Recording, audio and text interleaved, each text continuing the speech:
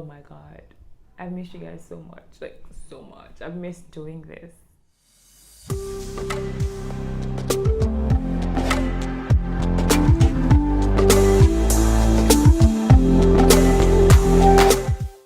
Hi guys, welcome back to my channel. If you're seeing my face for the first time, my name is Angel, but if you're a returning subscriber, you already know me, so hi. A lot has happened. I feel like we've all been dealing with a lot of things, and with YouTube, if you're trying to build like a personality or a brand or whatever, you have to be accountable to the people that follow you, right? So I decided to do this sit down video to give you guys a quick life update about what's been going on and why I haven't posted in 2 months. So yeah, I've gotten a couple of messages from people on Instagram asking me why I haven't posted. If you're not following my Instagram, you should follow my Instagram because that's where all the magic happens. It's been a lot, but I just wanted to take my time and do this without like any pressure or anything. So yeah, I'm just going to give you guys a quick update on what's been going down with me.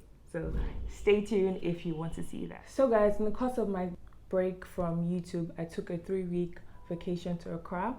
If you watched my first video, I had mentioned that the one person that I really wanted to see after the lockdown was my brother Casey, who is in Accra at the moment for work. So I decided to surprise him for his birthday. But COVID, or let's say pandemic, Nigerian authorities just had a different plan for me. I've gotten a lot of questions concerning my trip to Accra, how many COVID tests I had to do, and I just decided to kind of like incorporate that into this video as well. So I'm just going to give you guys a quick run through on how my experience was like going to Accra. I was supposed to leave, I think, the day before his birthday in September. His birthday is September 19th. I was supposed to leave on the 18th. I had been told that I needed to do a COVID test once I land in Accra for $150.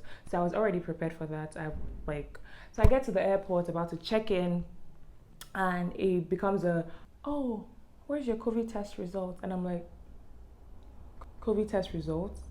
Why? Like, no one told me that. And they're like, oh, you can't fly without your COVID test. And I'm like, what do you mean I can't fly without my COVID test? So apparently you have to do a COVID test here in Lagos before you get on the plane, like 2 days before. The airline never said anything. Nobody said anything to me. So I had to go back home. So the next morning I set out to do my test, and where I did it, they told me that it would be ready by the next day at 2 p.m. I think, or 12 p.m. And I'm like, okay, cool, because I had called several places and they said, oh no, it takes 48 hours. And I'm like, I don't have 48 hours, I need to leave. Long story short, I did the test. It was very uncomfortable.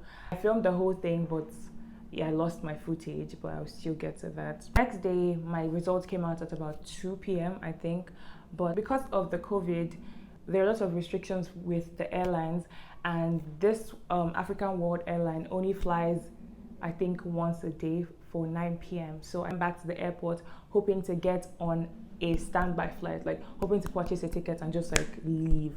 So I got to the airport for 5. After waiting 3 hours, I couldn't get a flight. I couldn't get on the flight, and I was really sad. I was so broken. I had already missed my brother's birthday the day before, and he found out about the surprise, by the way. My dad had given him his email to check something, and then he saw my itinerary in my dad's email, and so the surprise was already ruined.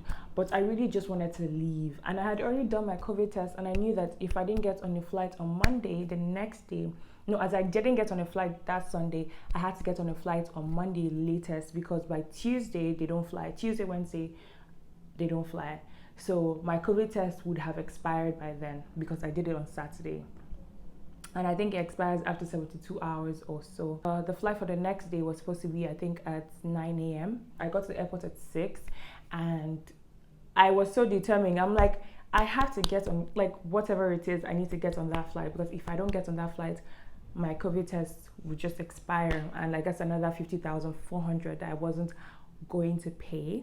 So I got to the airport, and I had to go to the African World Airline office, and I just told the guy that, please, whatever it is that you can do, I need to get on that flight this morning, because if I don't get on the flight, like, that's it for me.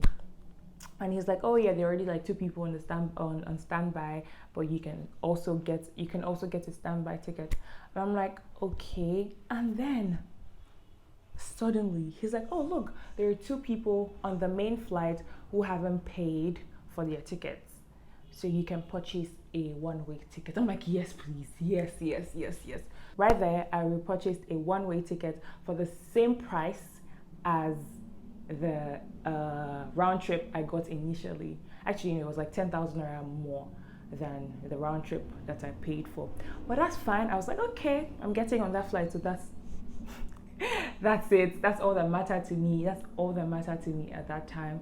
So I was so happy I paid for it, and then I went back down and I checked in, and yeah, that's it. That's my so I went to the airport 3 times. It took me 3 good times before I got to Accra. But yeah, that's because of like the COVID restrictions and everything.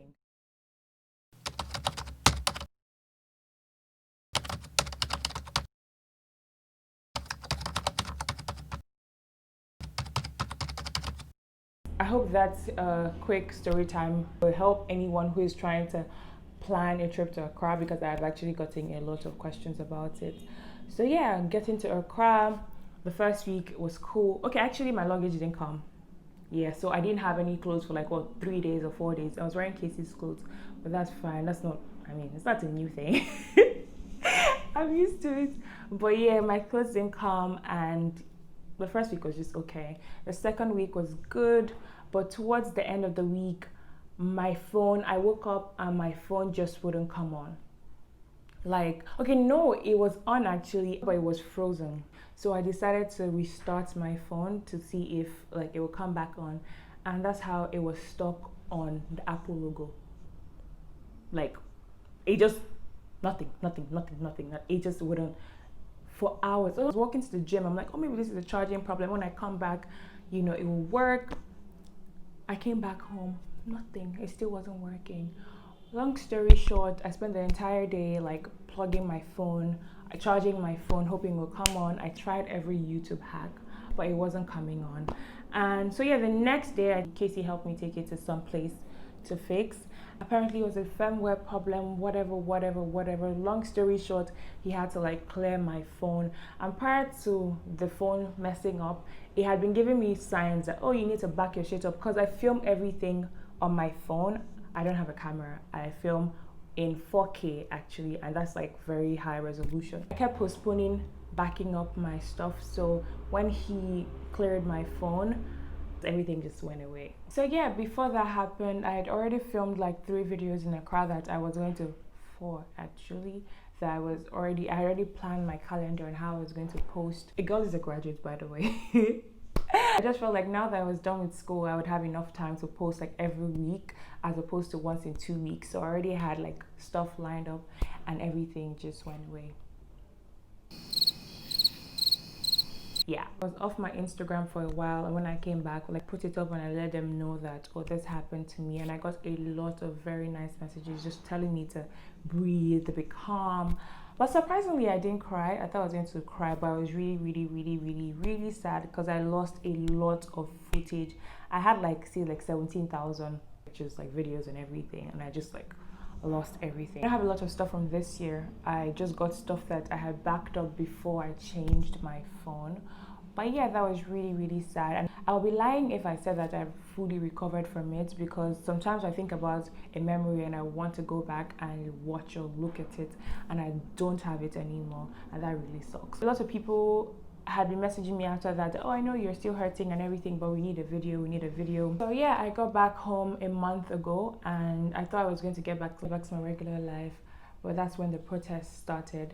And for me, I never went out to protest. I was an online protester. I tried my best to like tweet or use my social media to lend a voice, but I had friends who went out to protest, and it was just a lot. I feel like the last couple of weeks have been a lot for any Nigerian, and it just kind of like took, I don't know anybody that's okay. I don't think anybody's okay.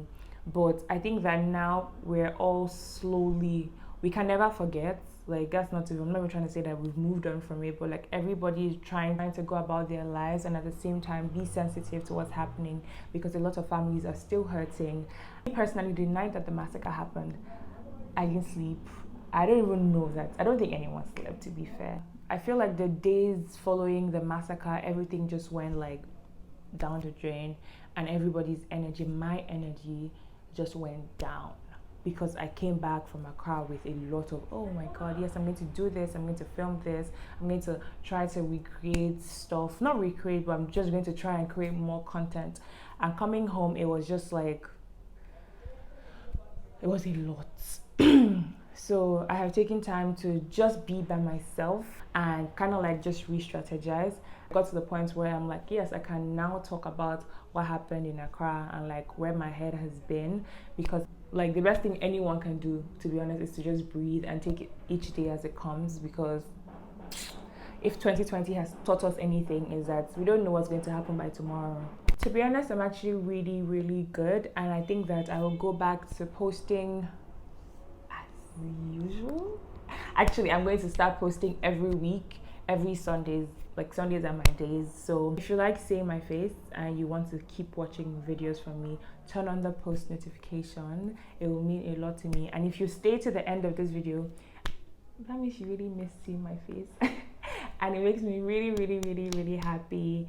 And yeah, thank you so much for sticking with me. Thank you so much for understanding. I like seeing all of this as usual. Do not forget to subscribe, like, comment, share this video. It will mean a lot to me. I feel like I had a goal for 2020, like subscribers, whatever, and we are not even halfway through. But I mean, the year isn't over. So if you really liked this video, if you like me, if you like me as a person, please share this video. It will mean a lot to me, and I'll see you in my next video. Bye.